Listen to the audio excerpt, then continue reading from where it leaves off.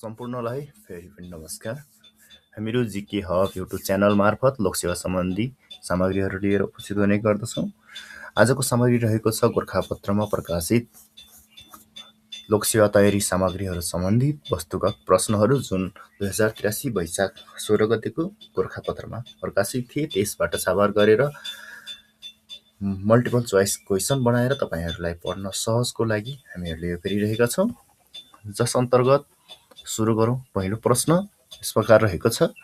प्रधानमन्त्री कप राष्ट्रिय क्रिकेट प्रतियोगिता 2026 को उपाधि विजेता टोली कुन हो भनेर छ, जसको विजेता टोली रहेको थियो त्रिभुवन आर्मी क्लब, जसले 5 विकेटले जित हासिल गरेको थियो। त्यस्तै गरी 2 नम्बर प्रश्न, सशस्त्र प्रहरी बल नेपालको 13औं महानिरीक्षकमा नियुक्त हुन सफल व्यक्तित्वको हुनुहुन्छ भनेर छ, जसको उत्तर रहेको छ नारायण दत्त पौडेल।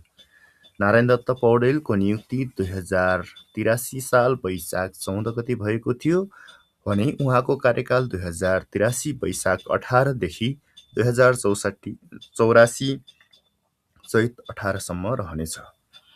राष्ट्रिय तथ्याङ्क कार्यालयद्वारा प्रकाशित अनुमान अनुसार आर्थिक वर्ष 2082-83 मा नेपालको आर्थिक वृद्धि दर कति रहने प्रक्षेपण छ भनेर बनेको छ, जसको प्रक्षेपण अनुसार रहनेछ 3.85% र अर्थतन्त्रको आकार भनेर सोध्न सक्छ, जसको आकार रहनेछ 66 खर्ब रुपैयाँ।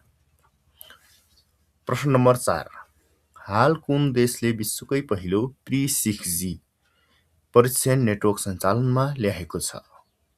जस्तै हामीले 4G, 5G, 3G गरेर हुन्छ। हाम्रो देशमा 4G सफल परीक्षण भइसकेको छ र देशभरि नै सञ्चालनमा रहेको छ। त्यस्तै गरी चाइनाले अगाडि बढेर प्री-6G पनि लन्च गरेको छ र उसले चाहिँ परीक्षण पनि गरिसकेको छ, जसले चाहिँ जुन चाहिँ 5G भन्दा पनि अझै 10 गुणा छिटो हुने, उच्च ब्यान्डविड्थ ह्यान्डल गर्न सक्ने र AI एकीकरण गर्न पनि सहयोग गर्ने हामीले अनुमान गरिरहेका छौँ र यसरी अनुमान गरेर उनीहरूले काम अगाडि बढाएको छ। त्यस्तै गरी प्रश्न नम्बर 5 यस प्रकार रहेको छ। कर्मचारीलाई योग्यता, क्षमता, कार्य सम्पादन, अनुभव र दक्षताका आधारमा सरुवा गर्ने प्रक्रियालाई के भनिन्छ? जसलाई भनिन्छ हामी मेरिटमा आधारित सरुवा तथा पदस्थापन भनेर पनि भन्ने गरिन्छ, जुन 2082 साल चैतदेखि सुरु भएको थियो। अर्को रहेको छ भोदी खेल विशेष गरी कुन जाति समुदायसँग सम्बन्धित रहेको छ भनेर छ। यो नयाँ खेल छ, तपाईहरुलाई परीक्षामा सोध्न सक्ने प्रबल चान्स रहेको छ। भोदी खेल भनेको हाम्रो थारू समुदायसँग सम्बन्धित छ, जुन राष्ट्रिय प्रतियोगिता पूर्वी नवलपरासीको डन्डामा भएको थियो 2082 चैत 28 देखि 29 सम्म। त्यसमा समावेश गरिएको थियो। प्रश्न नम्बर 7, 20औं NNIPA स्पोर्ट्स अवार्ड 2082 मा सर्वोत्कृष्ट खेलाडीको अवार्ड पाउनेहरू को हुन् भनेको छ। हाम्रो जसको एन्सर रहेको छ स्यान्टो श्रेष्ठ र एरिका गुरुङ। स्यान्टो श्रेष्ठले टेबल टेनिसमा पुरस्कार पाएका थिए भने एरिका गुरुङले कराते महिलातर्फ पुरस्कार पाएकी थिइन्। सरकारले समस्याग्रस्त सहकारीका कति रुपैयाँसम्मका सदस्यलाई बचत तथा कर्जा सुरक्षण कोष मार्फत रकम फिर्ता गर्ने निर्णय गरेको छ? समस्याग्रस्त सहकारी भन्नाले जुन डुबेको सहकारी अथवा ऋणमा उल्झेको सहकारीको त्यहाँ सदस्यहरूले कतिसम्म बचत गरेको छन् र तिनीहरूले कति रकम फिर्ता गर्ने भनेर निर्णय गरेको छ भन्दा 5 लाख रुपैयाँसम्म फिर्ता गर्ने निर्णय गरेको छ। यो अहिलेको समसामयिकमा जल्दो बल्दो विषय पनि रहेको छ सहकारी सम्बन्धी। अर्को प्रश्न नम्बर 9 रहेको छ नेपालको इतिहासमा कुन घटनालाई बस्नेत पर्व भनेर भन्ने गरिन्छ है? जस्तै कोत पर्व, भण्डारखाल पर्व, त्यसपछि भीमसेन थापा विद्रोह, गोर्खा एकीकरणहरू रहेका छन्, जसमध्ये बस्नेत पर्व भनेर चाहिँ हाम्रो भण्डारखाल पर्वलाई पनि चिनिन्छ। त्यस्तै गरी रहेको छ दि डार्क क्लाउड नामक औपन्यासिक कृतिका सर्जक को हुन् भनेर भनेको छ। द डार्क क्लाउडका औपन्यासिक कृतिका सर्जक रहेका छन् बङ्गलादेशी लेखिका जहाआरा। ओके, जहाआरा भनेर सम्झिनु पर्यो द डार्क क्लाउडका लेखक। त्यस्तै गरी नेपालको नगरपालिका सङ्घको 33औं स्थापना दिवस, उत्कृष्ट नगरपालिका पुरस्कार 2082बाट कुन नगरपालिकालाई सम्मानित गरियो भनेको छ, जुन अन्तर्गत रहेको छ उक्त पुरस्कार पाउने नगरपालिका मन्थली नगरपालिका, जुन रामेछाप जिल्लामा रहेको छ, जसलाई प्रदान गरेका थिए सभामुख डोल प्रसाद अर्यालले। त्यस्तै गरी प्रश्न नम्बर 12, अर्थमन्त्री डाक्टर स्वर्णिम अग्लेद्वारा ई पेन्सन प्रमाणीकरण प्रणालीको शुभारम्भ कहिले भयो? ई पेन्सन प्रमाणीकरण भन्नाले पेन्सन खाने व्यक्तिले वर्षमा कम्तीमा एक पटक पेन्सन दिने निकायमा गएर उनीहरूले प्रमाणीकरण गर्नुपर्ने हुन्छ, अझै जीवित नै छ पेन्सन खाने मान्छे भनेर, जुन कुरा चाहिँ अनलाइनबाटै गर्न मिल्ने भएको छ अहिले। ई पेन्सन प्रमाणीकरण भन्छ जसलाई, जुन सुरु भएको थियो 2082 चैत 27 गतेबाट, जसबाट लाभान्वित सङ्ख्या रहेको छ 3,52,816 जना, जसलाई घरैबाट नवीकरण गर्न सकिन्छ।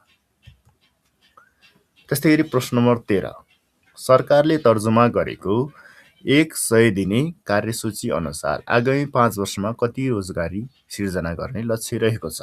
भर्खरै भनेको बालिन शाहको नेतृत्वमा भनेको नयाँ सरकारले 100 दिने कार्यसूची चाहिँ जुन निकालेको छ, त्यस अन्तर्गत 5 वर्षमा कति रोजगारी दिने सिर्जना गर्ने लक्ष्य रहेको छ भन्दा 15 लाख रोजगारी दिने भनेर उनीहरूले लक्ष्य राखेका छन्, र उनीहरूको यस अन्तर्गत लक्ष्य औसत वृद्धिको लक्ष्य 7%, प्रति व्यक्ति आय $3,000 पुर्याउने र जीडीपी $100 अर्ब पुर्याउने भनेर पनि 100 दिने कार्यसूचीमा समावेश गरिएको छ।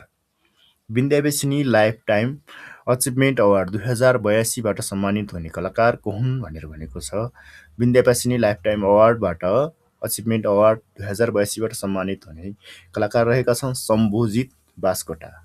उनी सङ्गीतकार तथा गायक हुन् र जसको पुरस्कार राशि रहेको छ रु 1 लाख।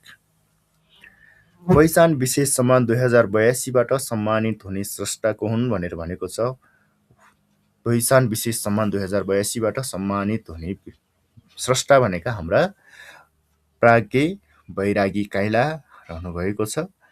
पुरस्कार राशि जसको 5 लाख रहेको छ भने आयामेली आन्दोलनका प्रणेता रहेका छन्।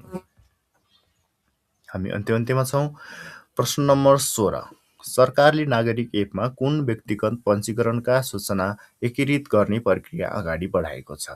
सरकारले अहिले नागरिक एपलाई डिजिटलाइजेसनको माध्यमबाट अगाडि बढाउने निर्णय गरेसँगै यस अन्तर्गत जन्म, विवाह र सम्बन्ध विशेष सम्बन्धित दर्ताहरू नागरिक एपबाट नै गर्न सकिने गरी प्रक्रिया अगाडि बढाएको छ, जस अन्तर्गत लक्ष्य लिएको छ डिजिटल सुशासन सुदृढ गर्ने लक्ष्य अनुसार काम गरिरहेको छ।